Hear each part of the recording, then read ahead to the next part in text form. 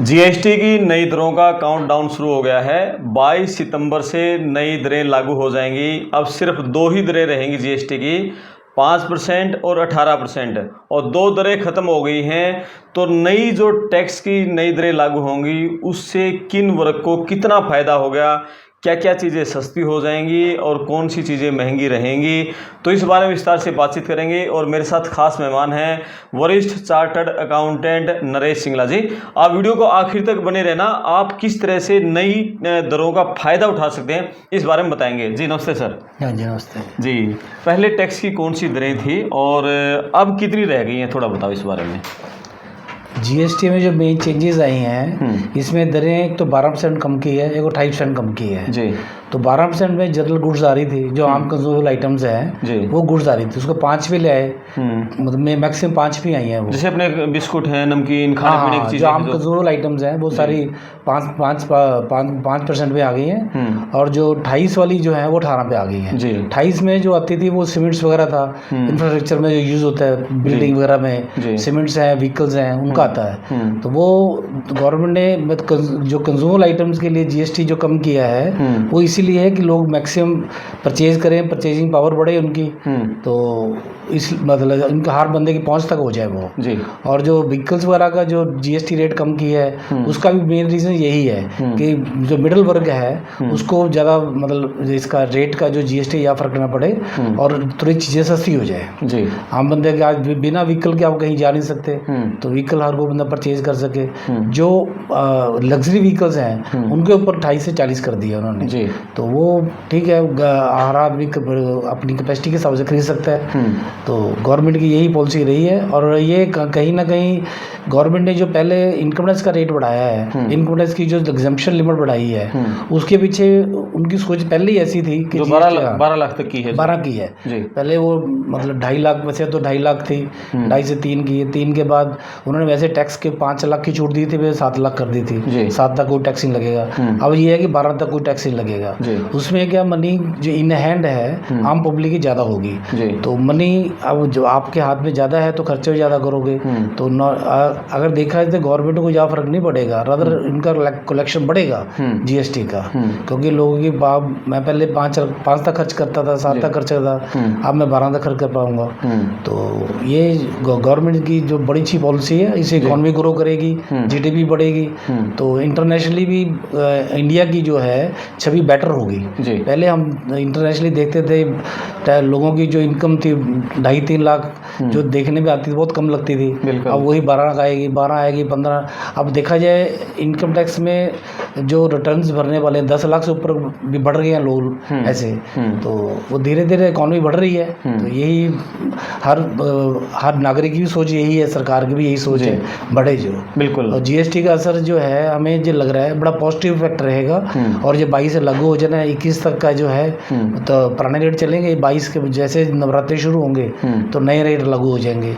और लोगों को थोड़ा सा, जैसे हमारे पास कई क्लाइंट्स आते हैं इसके बारे में पूछते हैं ये कैसे होगा। अब पहले हम 12% लगाते थे, अब 5 कैसे करेंगे। कईयों का ये होता है कि एमआरपी पे सेल करते हैं, तो फिर उनको हमें बताना पड़ता है कि आप 112 से डिवाइड करके किसी कॉस्ट निकालो, फिर उस पर जो टैक्स 5% है 5 लगाओ, तो उसे 20-25 रुपये मतलब हर गाड़ी हर उसका आइटम का रेट कम हो गया है। तो आम पब्लिक को बड़ा फ़ायदा होगा उस चीज़ का जी। लेकिन अभी जो चीज़ें मार्केट में हैं और पुराने रेट के हिसाब से हैं, वही क्या आम कंज्यूमर को उसका बेनिफिट मिल पाएगा क्या? गवर्नमेंट यही चाहती है, होना भी चाहिए।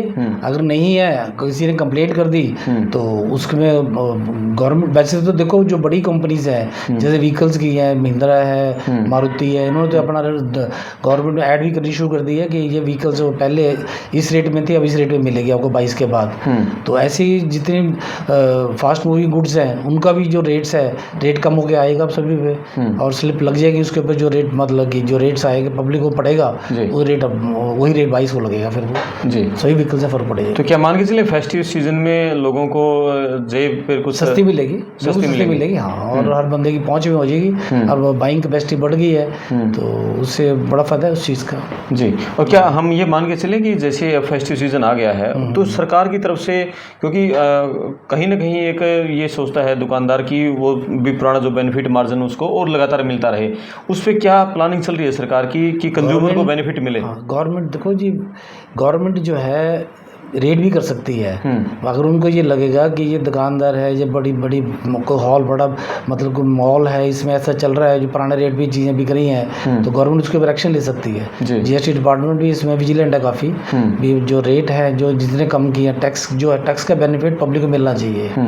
तो गुड्स बेसिक रेट वो सेम है, लेकिन टैक्स का जो बेनिफिट है वो पब्लिक को जाना चाहिए। तो यही गवर्नमेंट की सोच है और यही होना भी चाहिए। बिल्कुल। अच्छा, 28% जो टैक्स था वो घट के जो 18% हुआ है, और उस 28 में जैसे आपने बताया जैसे सीमेंटेड थी, जैसे आयरन था, लोहा था, तो लोगों को मकान बनाना ही बहुत महंगा हो गया था। कितना असर पड़ेगा उसका मार्केट में? देखो लेबर जो डिमांड बढ़ेगी, अब इतना इंफ्रास्ट्रक्चर बढ़ेगा, वीक हाउसेस बनेंगे, तो जो सीमेंट्स का रेट, अब क्या होता था, ये सीमेंट्स का बेनिफिट किसी को मिलता नहीं था, 2.5% गवर्नमेंट को जाता था, तो क्योंकि इसका इनपुट मिलता नहीं था। वैसे भी ये उसमें ब्लैक उसमें है, नेगेटिव में आता है, तो इसका इनपुट आम जन कोई फैक्ट्री बनाता है उसका इनपुट नहीं मिलता।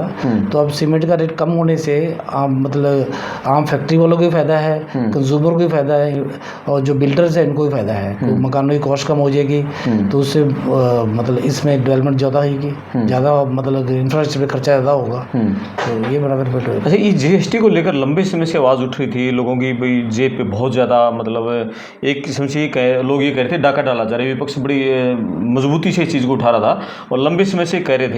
आखिरकार क्या हालात मार्केट में थे कि सरकार को अभी इस टाइम पे ये करने पड़े हैं? देखो, कोई ऐसी बात नहीं थी कि गवर्नमेंट ने मजबूरी में किया है। गवर्नमेंट खुद चाहती है कि लिबरलाइजेशन हो जाए, और जैसे जीएसटी आया है हमारे पास बहुत क्लाइंट्स आते हैं, बड़े खुश हैं, जो ऑनेस्ट टैक्स पेयर्स हैं बड़े खुश हैं कि हमें तो ये रात की नींद बड़ी आराम से आने लगी, कोई टेंशन नहीं है। हम जो टैक्स करते हैं, हमें ये पता है कि जो टैक्स हमें लग रहा है गवर्नमेंट के उसमें जा रहा है, तो हमारा भी कंट्रीब्यूशन हो रहा है इसमें। तो ऐसा कोई बात नहीं है, थोड़ी बहुत सख्ती है डिपार्टमेंट भी, और धीरे धीरे वो भी ठीक हो जाएगी। जैसे जैसे अब हम देखते हैं, जो जैसे जीएसटी लागू हुआ था 1 जुलाई 17 से लागू हुआ था, पहले 2-3 साल में लोगों को इस चीज़ का थोड़ा सा डिफ़िकल्टी आई, लेकिन ऐसे डिपार्टमेंट भी कोऑपरेट करता रहा। डिपार्टमेंट की तरफ से बार बार नोटिफिकेशन निकलते रहे, सर्कुलर निकलते रहे, तो उससे मतलब थोड़ा रिलैक्सेशन मिलती रही है। तो अब जैसे स्मूथली हो गया, अब काफ़ी, अब जब 17 से 25 हो गया, 8 साल हो गए, तो अब जीएसटी की जो वर्किंग है काफ़ी स्मूथ हो चुकी है। अब हम लोग भी यूज टू हो चुके हैं, हमारा स्टाफ भी ऐसे ही हो गया, तैयार हो गया है, तो इसलिए जीएसटी में ऐसी कोई प्रॉब्लम नहीं है। अब प्रोसीजर में कोई प्रॉब्लम नहीं है।